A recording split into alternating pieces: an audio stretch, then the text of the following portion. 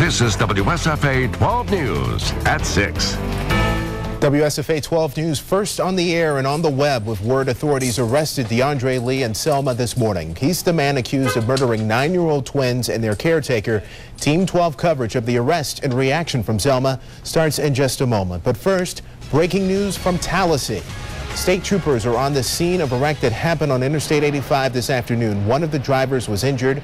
Southbound lanes of the interstate are shut down right now at the Tallahassee exits. That's video provided by a viewer for us. And as you can see, traffic backed up for miles. Troopers say they are working to clear the roadway at this hour.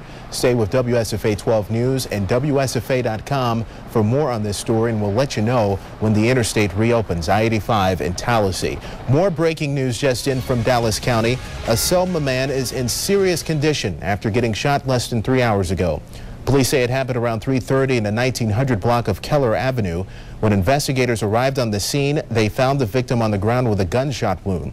Samuel Baskin was arrested right away in connection with the shooting. He'll be charged. The victim's name for now has not been released, but we do know that he was taken to a hospital here in Montgomery. A busy Saturday of news, and we're glad you're with us tonight. I'm Samuel King. A statewide manhunt for the man accused of killing 3 people, including 2 Montgomery children, is over. DeAndre Lee faces murder charges in connection with the deaths of 9-year-old twins Taylor and Jordan DeJarnett and their caregiver, 73-year-old Jack McGirdner. They were reported missing on Monday from Hope Hall and found dead in rural Lowndes County on Wednesday. Selma's police chief first confirmed word of Lee's arrest at WSFA 12 News just before noon. We've been keeping you updated on air and online since that time. After his arrest, agents drove Lee to Montgomery to be interrogated at the Alabama Bureau of Investigation headquarters. WSFA 12 News reporter Bethany Wells is live there with the latest on this developing story. And Bethany, Lee was brought in under heavy security. That's right, Sam. ABI officers brought Lee into custody. He is likely to be moved and booked at the Lowndes County Jail since that is the scene of the crime. But Sam, we're still working to confirm that next step. All right, Bethany, we'll wait for that word. We also reached out to the family of the Montgomery twins who were killed. At this point, they're not commenting on Lee's arrest. Meanwhile, we have learned the funerals for Taylor and Jordan DeJarnett are set for Monday at 1 p.m. at Free Will Missionary Baptist Church in Montgomery. Arrangements for Jack McGirdner have not been released as of yet. From the day that DeAndre Lee was named as a person of interest in this case, authorities focused their manhunt for him in Dallas County and Selma. During that time, Selma was a city on edge. Today's news brings a sense of relief. WSFA 12 News reporter Brian Henry continues our Team 12 coverage from there.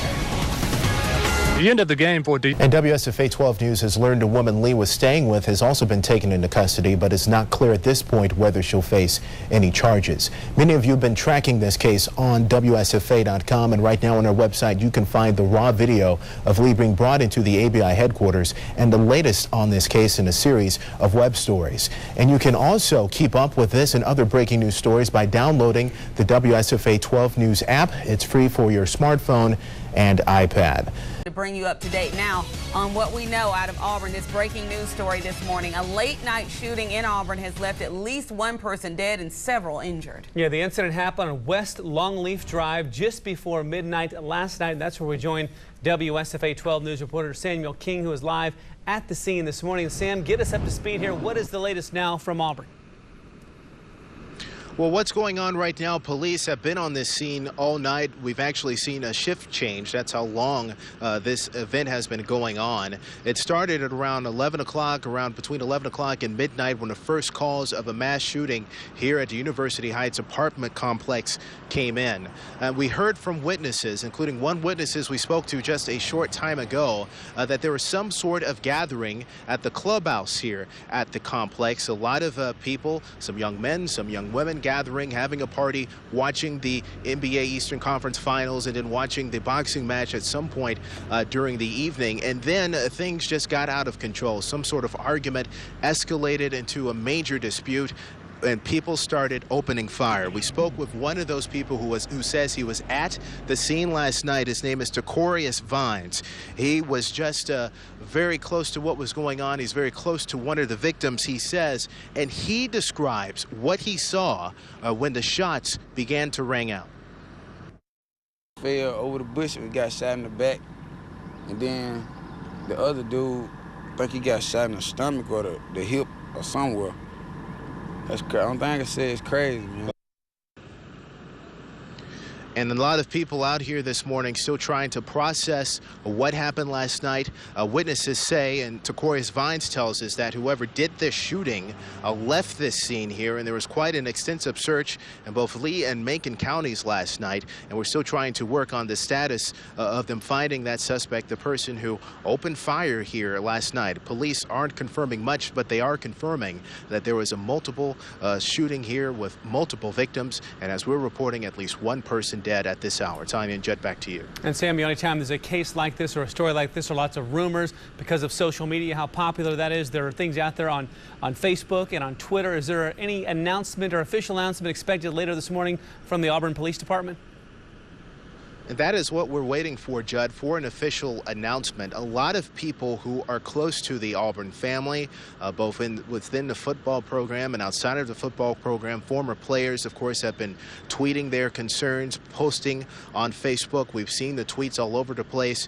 We're not going with what we're hearing at this point, but a lot of people are expressing their concerns. And Tacorius Vines tells us that there were some former or current Auburn football players at this gathering last night. So he did confirm that to us. He says he's pretty close to some people on the team and said that, you know, he was quite frankly concerned that there could be an incident like this, not because of the football players, and let's make that clear, but some of the people who might have been in a community, some of the wrong element that, you know, might have been mixed up here. And we've heard that a lot overnight, and that is something that he was telling us as well. So that's something that we're going to have to sort out and make sure it's clear. But again, if you've been on Twitter, if you've been on Facebook, if you know anyone who's connected with the Auburn community, you've seen this stuff online, but we are just using caution right now until we get a better idea of who the victims of this shooting are, or who the fatality is, and who the people who may have been shot and are in hospitals right now over in Opelika and maybe other parts of our region. Until we have a better idea, we're going to hold off on saying, you know, exactly who these people are according to these reports. Samuel King reporting live in Auburn. Sam, we know as soon as you get the official confirmation, you will be the first to let us know. We'll check back in with Sam just a little bit later on right here on the special edition of Today in Alabama. 812 News. Hello, everyone. I'm Valerie Lawson here along with Samuel King, and we continue to follow the search for Desmonte Leonard. Right now, we want to go to Jennifer Orved, who is at the federal courthouse with some breaking news on this story. Jennifer. And Jennifer, you talked about, you know, Desmonte Leonard's demeanor. Susan James talked about that. What about her demeanor in this? Because, you know, as she said, she had mentioned she had not been retained by him as of yet, but she seemed very calm. Especially with such a high-profile case such as this, to, you know, insert herself into this and bring this to such a conclusion. Well, I think there's two things at play here. Susan James is no stranger to us. We've worked with her on multiple federal cases here. Sam has been covering this story. You were on the scene that night. Kind of bring us up to date.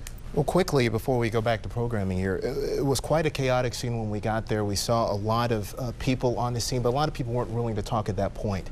And then I remember, I was there overnight, and the next morning, one of the witnesses to the party, someone who was there, and now that I think about it, he was saying that he was kind of at the center of this. There was a fight.